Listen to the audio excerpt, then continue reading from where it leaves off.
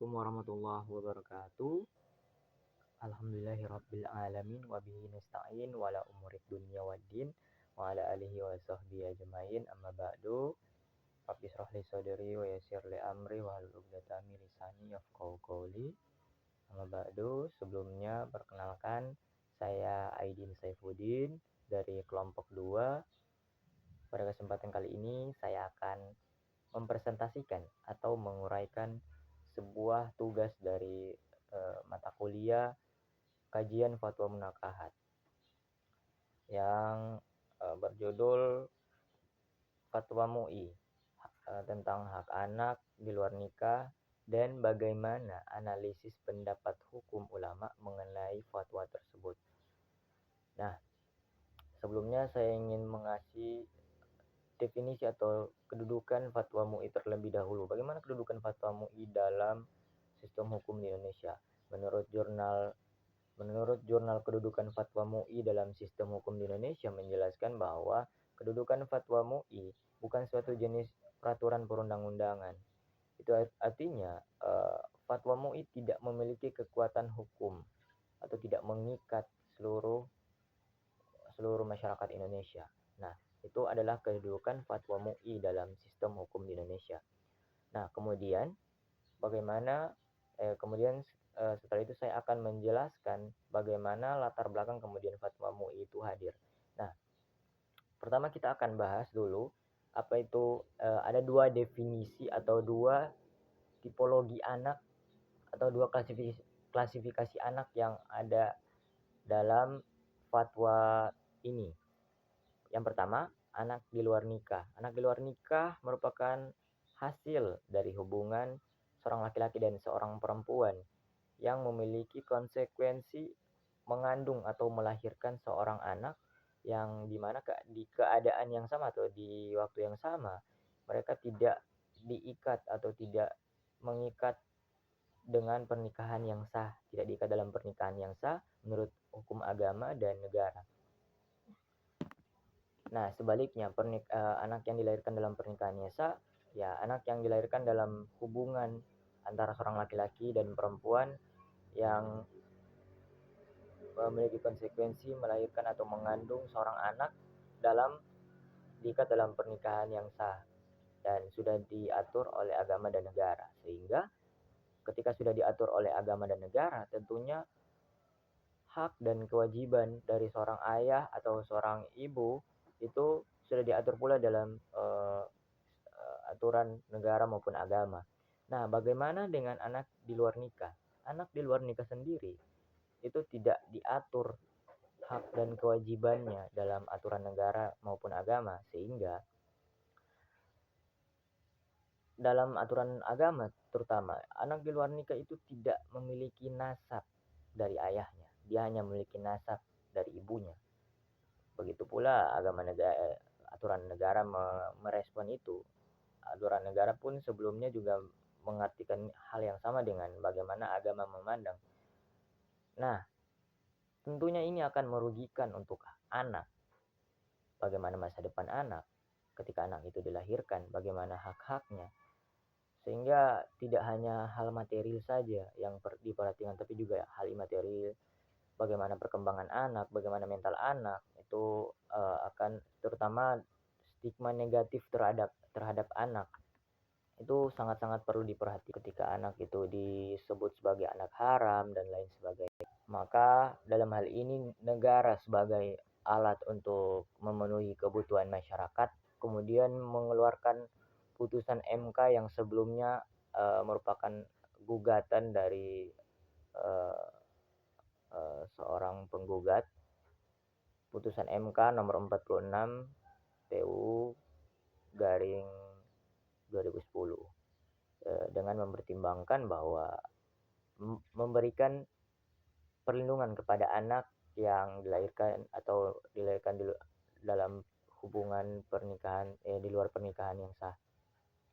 Nah, dalam putusan tersebut menjelaskan bahwa anak di luar nikah itu berhak mendapatkan hak dan orang tua atau laki-laki dari anak tersebut, ayah dari laki-laki atau ayah dari anak tersebut wajib memberikan tanggung jawab kepada anak tersebut. Ya, sehingga dalam putusan MK tersebut, MK kemudian mengeluarkan bahwa anak di luar nikah juga memiliki hubungan nasab atau hubungan keperdataan dengan ayahnya. Jikalau anak atau ibu atau perempuan tersebut dapat membuktikan bahwa laki-laki tersebut merupakan ayah dari anak tersebut laki-laki tersebut merupakan ayah dari anak tersebut, dibuktikan dengan bukti-bukti menurut hukum, baik itu bukti teknologi dan lain sebagainya. Asalkan dapat dibuktikan, maka segala konsekuensi hukum anak tersebut dapat memenuhi hak dan kewajibannya. Nah, sedangkan di agama kan tadi saya jelaskan bahwa itu sebaliknya. Nah, bagaimana kemudian agama merespon hal ini? Maka fatwa MUI lahir sebagai jawaban dari aturan yang dikeluarkan oleh pemerintah ini atau lewat putusan MK ini. Nah, kita masuk dalam pendapat hukum Islam, bagaimana anak di luar nikah, atau kita klasifikasikan dulu seperti tadi, bagaimana hukum Islam memandang anak. Juga di hukum Islam juga mengklasifikasikan dua definisi mengenai anak, bahwa secara umum dalam hukum Islam sendiri menjelaskan bahwa status seorang anak yang dilahirkan oleh seorang ibu adalah anak yang sah dan anak yang tidak sah. Itu dalam hukum Islam. Anak yang sah adalah anak yang dilahirkan dalam pernikahan yang sah sesuai dengan rukun dan syarat dari agama. Sedangkan anak yang dilahirkan di luar pernikahan yang sah, itu menurut para fuqaha itu merupakan anak yang dilahirkan di luar pernikahan yang sah atau anak hasil zina.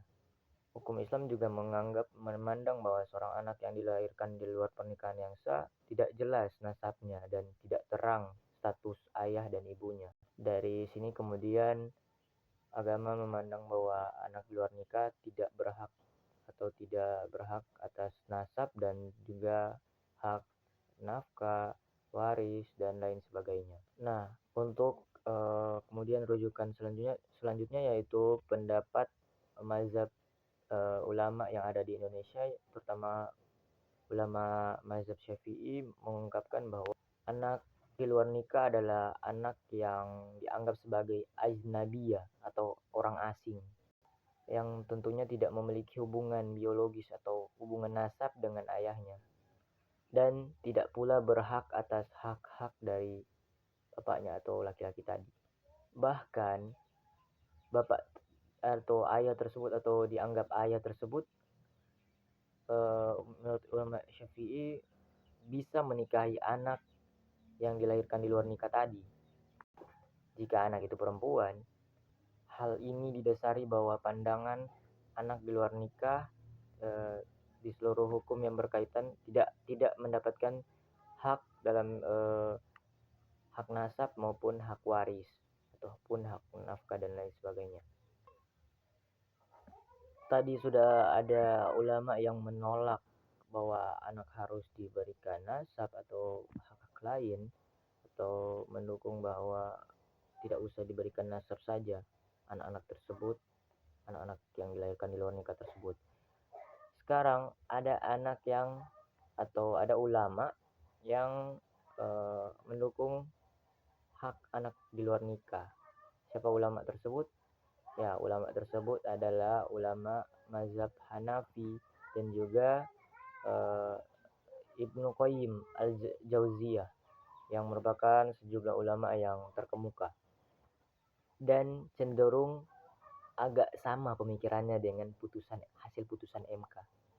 Dalam mazhab Hanafi, anak yang dilahirkan di luar nikah masih berhak untuk mendapatkan hak nasab dari ayahnya dan juga hak waris atau hak nafkah dan lain sebagainya. Sedangkan ulama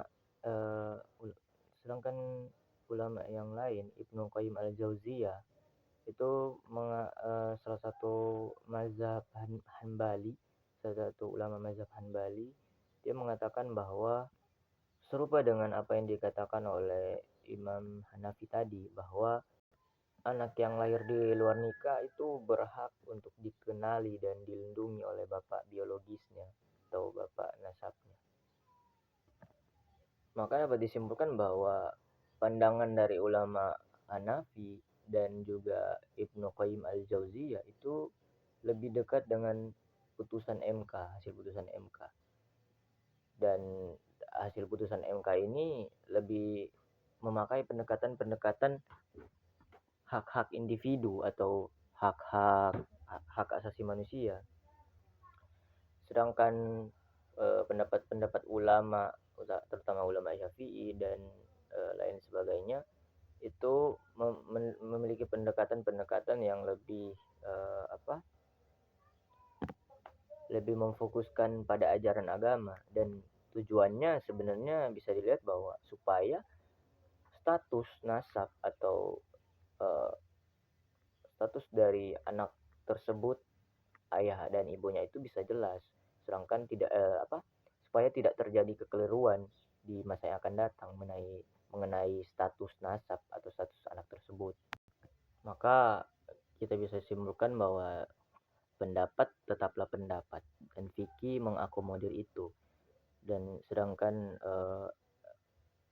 yang kita lihat sebagai pertentangan antara putusan MK dan hukum Islam sebenarnya tidak ada pertentangan, karena ada pula ulama Islam yang memandang sama dengan pendekatan-pendekatan yang dipakai oleh Mahkamah Konstitusi, sehingga ini hanya sebuah perbedaan pendapat saja.